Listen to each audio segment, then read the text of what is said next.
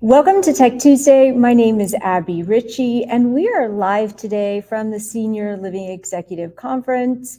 And before I introduce my guests and we get going, let's go ahead and run our intro.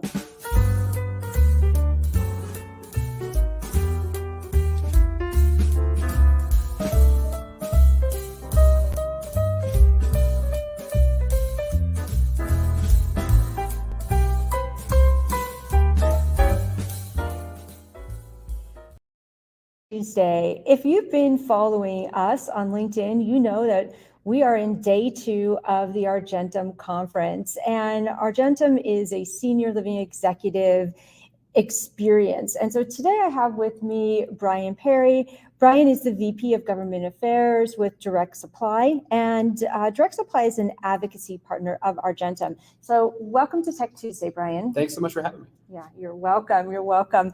And we are just like in this room going live. It's great. We've got Jada here, our producer, and we just want to say in advance, if we happen to go off and lose our Wi-Fi, we're going to do our best to come right back and be with you. And if you are joining us, we just want to thank you, and we'll be sure to address any of your comments as you participate in the chat. So today, as I wanted to have Brian on to talk in general about Argentum, about the technology, and about innovation. So before we launch off on that, could you please introduce yourself? Sure. Thanks for having me, Abbie, and thanks to everybody joining us today. I'm Brian Perry, Vice President of Government Affairs at Direct Supply. We're products, services, but really truly an applied technology company out of Milwaukee, Wisconsin. Been with the company for about 1.5 years, but working side by side with them in the advocacy space for about the last 20 years. Started my career at the Indiana Healthcare Association, have worked for several providers, last including HCR ManorCare, ProMedica, and really happy to join Direct Supply and a very, very strong member of Argentum here. Excellent, excellent. And what you may not know is that Brian also took theater in college. So if he happens to break out in song, we're all going to welcome it for sure. So, Brian, with so much happening in technology in senior living, let's talk about what's at the forefront here. And what I hear so much about is AI. So could you please talk about AI and how that's really going to drive efficiency with senior living? Sure.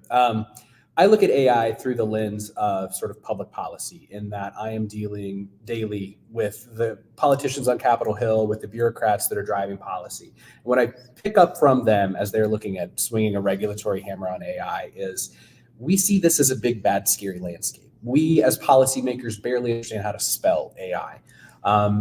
They see it sort of on a couple of different levels. First, they see it through the lens of bad actors from foreign countries who would use AI through deep fakes to overturn our elections, and those are very valid things. They need to be looking at those.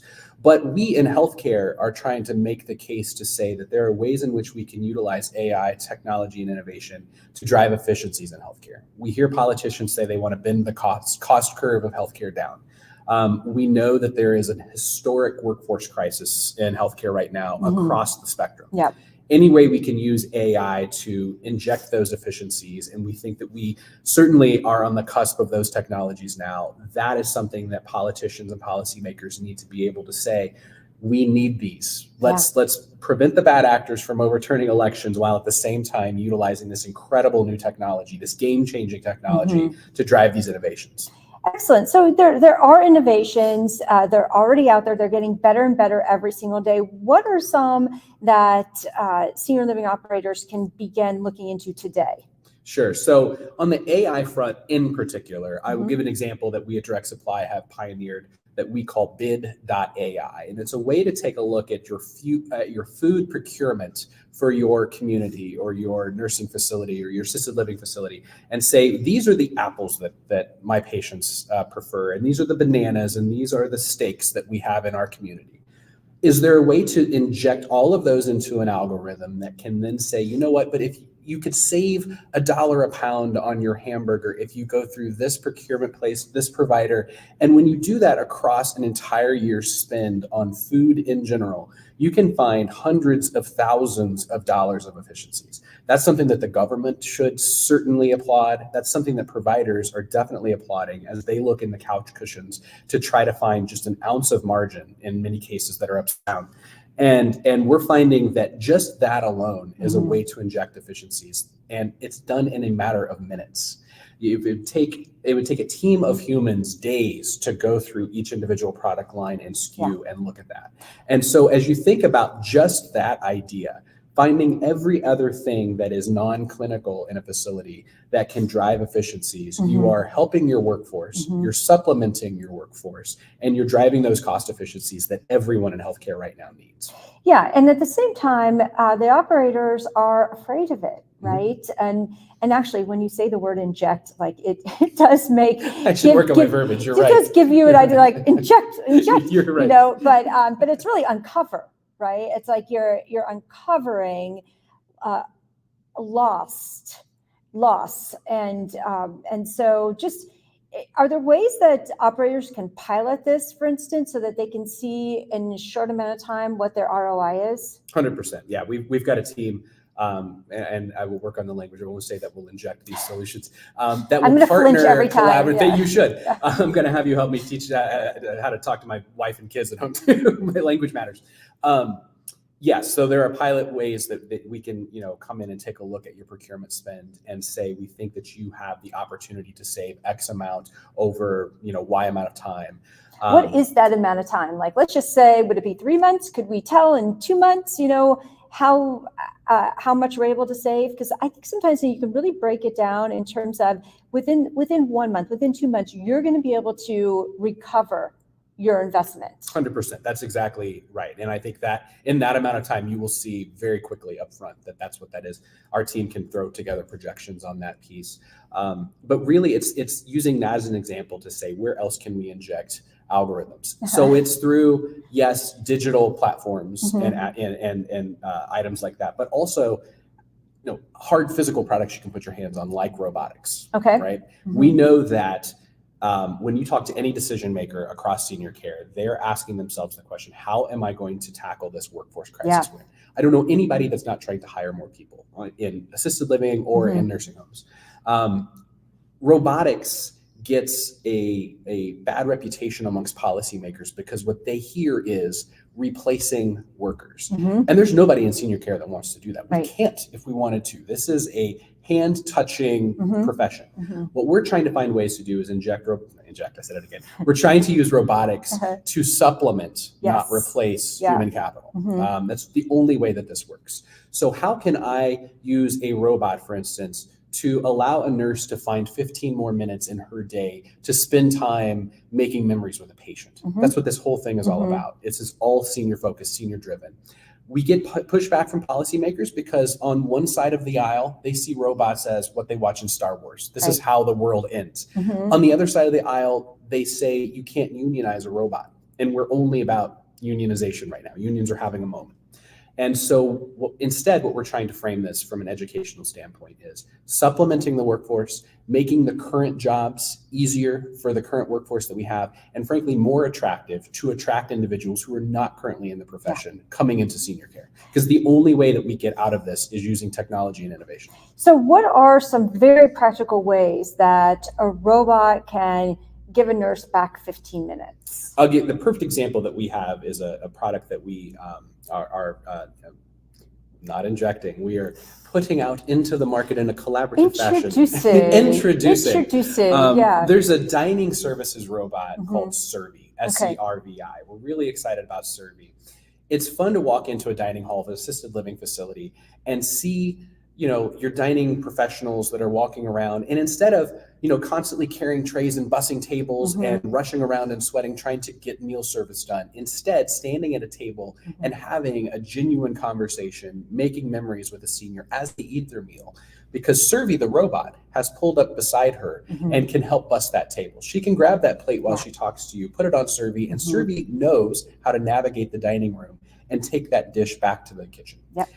When you first have Servi into your facility, existing dining hall professionals will be very skeptical. That's just sort of natural. Suddenly there's a robot that's here to do my job. No. Take some education to say this robot is here to help you do your Yeah. job better and to make your life easier. And after 3 or 4 days, you see these people are upset. If somebody forgot to charge Survey overnight and Survey's not available that day, those dining hall professionals are upset. And that tells you that's your success metric. Right. Because we see so often that once they see the robot in action, that so many residents really gravitate towards it. They see the benefit. They see not only the efficiency, but also the interaction that the server is able to have with the residents, and that's huge. It is the initial hump that has, like, the initial obstacle that has to be overcome, right? And so let's talk about that. How does a dining room manager understand and is educated on using Survey, for instance? Sure. So you don't hand them a training manual like when you open up your new TV. There's no manuals anymore. Right? Yeah. We don't do that. Okay. Those that help to install the technology into the facility will do the education that's needed. You'll get the buy-in from the facility administrator and others who understand the value of this, and then it is just a collaborative communication process. Okay. Just like in any other organization in any other sector of the country, frankly. A top-down, shoving new technology onto people will of course make them, back off, and they'll be very, very, upset and not happy to see new technology. Every new technology that's ever been introduced, all the way back to the bicycle, has been completely, shunned for a while. And yet here we are, and we're filming this live on a camera with Wi-Fi and whatever, and it's just all accepted. And so really getting that buy-in from the top of your facility, but doing it in a collaborative fashion and allowing people to play with the technology. I mean, everybody should be playing with ChatGPT, and you'll learn something new that you didn't know. Having that ability to do that is an instant buy-in for facilities where we've been able to implement this solution. And, at the same time, as you are a facility looking to implement a solution like this, if you're the one in your community that has that, and the 2 or 3 assisted livings in the facility in the community do not have that, it's a differentiator. As a family member, when I come in with my mother to find space and I see that, I think to myself, what else are they doing that is cool and innovative? This is where I want my mom. Right on. I do love that. What other type of technology are you seeing and integrating at senior living communities?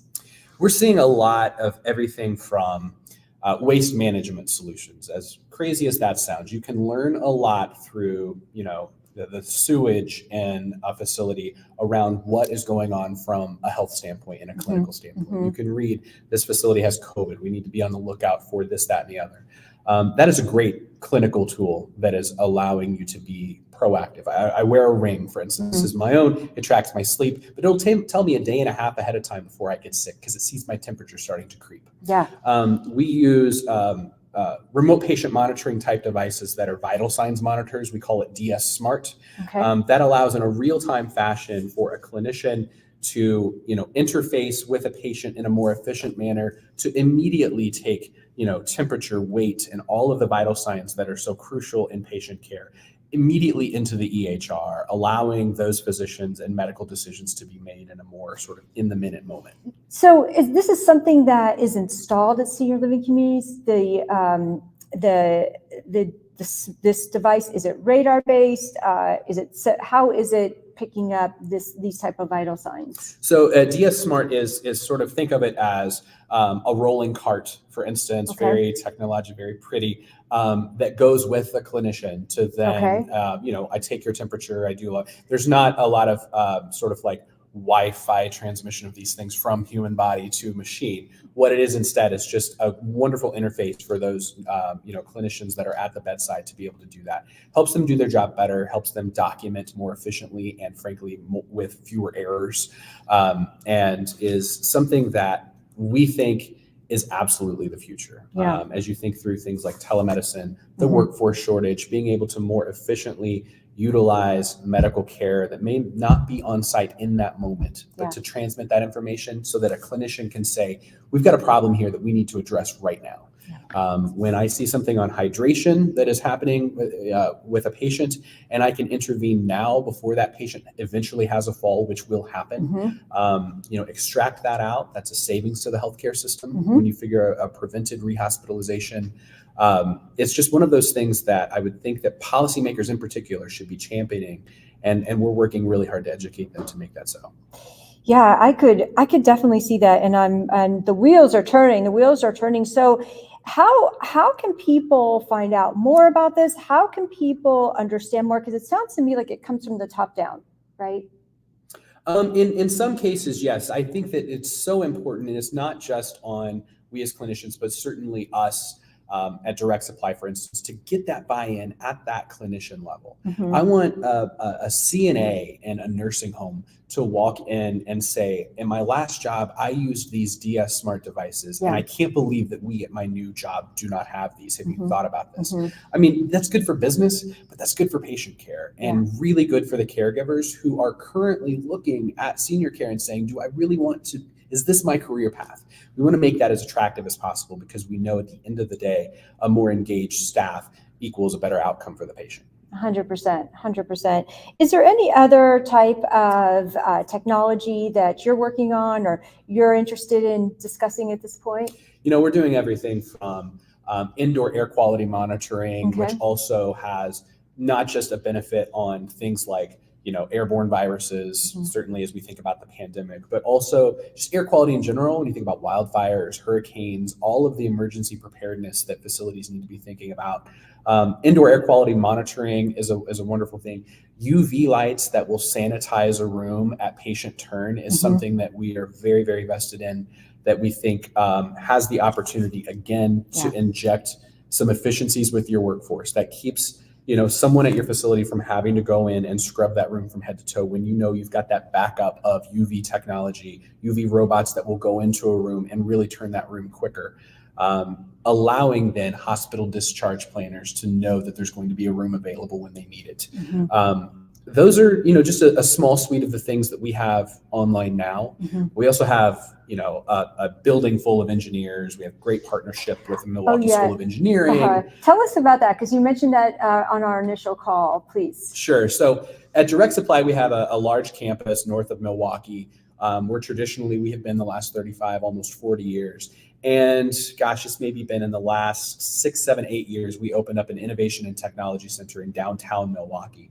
It is physically connected to the Milwaukee School of Engineering. So we work with PhDs, engineers, data scientists. I affectionately refer to the nerds because I am also myself a nerd.